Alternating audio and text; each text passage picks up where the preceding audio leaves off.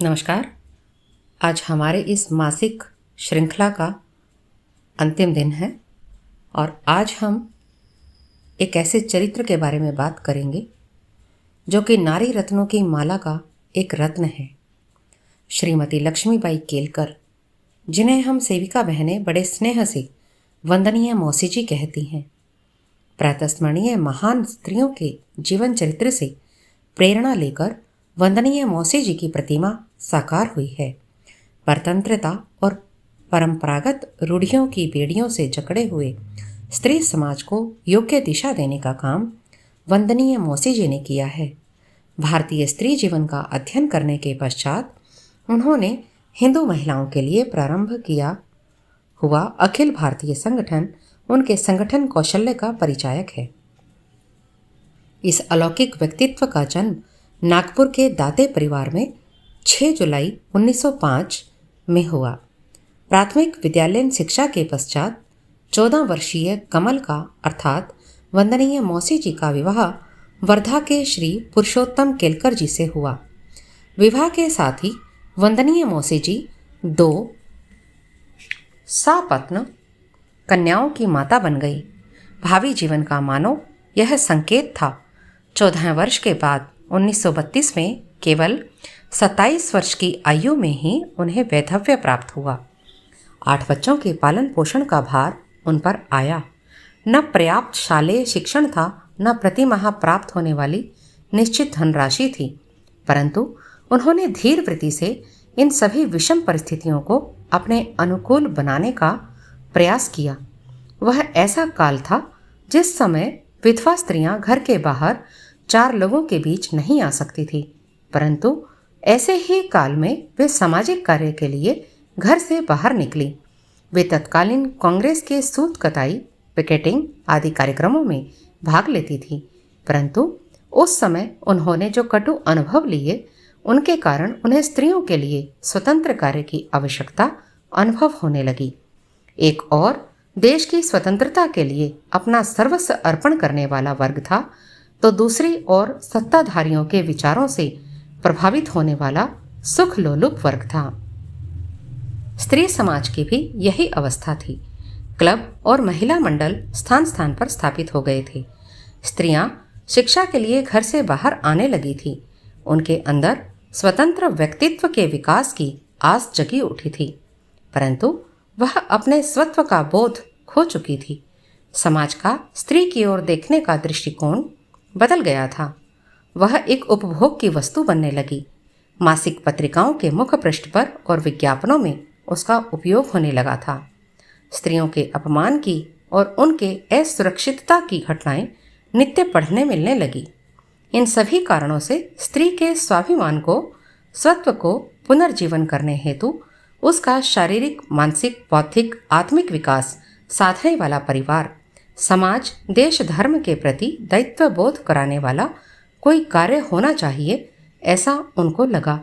स्त्री समाज की आधार शक्ति है, साथ ही वह समाज का महत्वपूर्ण अंग भी है, अतः उसके सर्वांगीण विकास के बिना समाज पंगु है। इस दृष्टि से महिलाओं में जागृति लाना आवश्यक था। वंदनीय मौसी जी को संगठन का मार्ग प्राप्त हुआ। संघ संगठन प्रणेता डॉक्टर साहब के विचार विमर्श के उन्होंने 1936 की विजयदशमी के शुभ पर्व पर राष्ट्र सेविका समिति की स्थापना वर्धा में की। समिति का कार्य और आज सभी प्रांतों में, अनेक देशों में रहा। इतना ही नहीं, भारत के बाहर विदेशों में भी कार्य आरंभ हो गया। राष्ट्र सेविका समिति का ध्येय, उसकी कार्य पद्धति आदि सभी बातों का चिंतन वंदनीय मौसी जी ने किया। समिति में विभिन्न शारीरिक कार्यक्रम सिखाए जाते। उन्होंने 1953 में स्त्री जीवन विकास परिषद का आयोजन किया, जिसमें महर्षि कर्वे अध्यक्ष थे।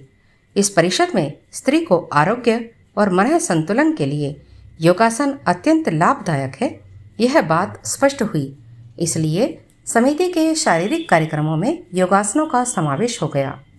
वंदनीय मौसी जी स्वयं योगासनों का अभ्यास प्रतिदिन करती थी। जगजननी अष्टभुजा देवी स्त्री गुणों का आदर्श उसे आराध्य रूप में सेविका बहनों के समक्ष रखा गया। उनके हाथों में आयुध और उनका किए जाने वाला स्पष्टीकरण वंदनीय मौसी जी के मौलिक और स्वतंत्र चिंतन का परिचायक है। समिति की स्थापना के पश्चात वे तन मन धन से निरंतर उसी में कार्यरत रही। उसके लिए सतत प्रवास पत्र व्यवहार करती। वे एक बार देखे हुए व्यक्ति को कभी भूलती नहीं थी। सेविका बहनों के चित्रकला, गायन, वादन, अभिनय, नृत्य, काव्य, लेखन आदि विविध गुणों को उन्होंने राष्ट्राभिमुख बनाया। स्वतंत्रता संग्राम, ध्वज का इतिहास, स्वामी विवेकानंद, भगनी निवेदिता, श्री रामचंद्र जी के आदि के जीवनों पर आधारित चित्र प्रदर्शनियों के माध्यम से जनमानस की चेतना जागृत की। स्वदेशी की कल्पना समिति कार्यकर्ताओं के आचरण में आए, यह उनका आग्रह था। उपक्रमशीलता, नए कार्यानुकूल विचारों को विचारपूर्वक स्वीकारने का खुलापन उनमें था। श्री राम प्रभु उनके जीवनाराध्य थे और श्री रामायण यह उनके अध्ययन और चिंतन का विषय था। सीता के जीवन से श्री राम साकार होते हैं। महात्मा गांधी जी के इस वचन से प्रेरणा लेकर उन्होंने श्री रामायण का अध्ययन किया और वे उस पर प्रवचन करने लगी। उनके श्री रामायण प्रवचन के कार्यक्रम महाराष्ट्र, मध्य प्रदेश, बिहार, ओडिशा, गुजरात, दिल्ली आदि प्रांतों में हुए। श्री राम हमारे राष्ट्र पुरुष हैं, वे एक उत्तम प्रशासक हैं। इसी दृष्टिकोण को लेकर वे रामायण प्रवचन करती थी। उनके रामायण प्रवचन हिंदी, मराठी और गुजराती भाषा में पुस्तक रूप में प्रकाशित हुए हैं। रामायण पर प्रवचन के कार्यक्रम वह तो करती ही थी, परंतु इसके लिए उन्होंने कई सेविका बहनों को भी प्रेरित किया। आज कई बहनें इस विषय पर अध्ययन कर प्रवचन करती हैं। वंदनीय मौसी जी का व्यक्तित्व लोक विलक्षण था। वह कार्तिक कृष्ण 12 दिनांक 27 नवंबर 1978 को कालगर्भ में समा गया। उन्होंने दिखाए ध्येय पथ पर राष्ट्र सेविका समिति का मार्गक्रमण निर्धारक पूर्वक चल रहा है। उनका यह कार्य व्यक्ति निरपेक्ष कार्य है, लेकिन आज वास्तव में ऐसे व्यक्तित्व के धनी और मौसी जी जैसे व्यक्तित्व वाले कितने लोग विराजमान हैं, यह विचारणीय है।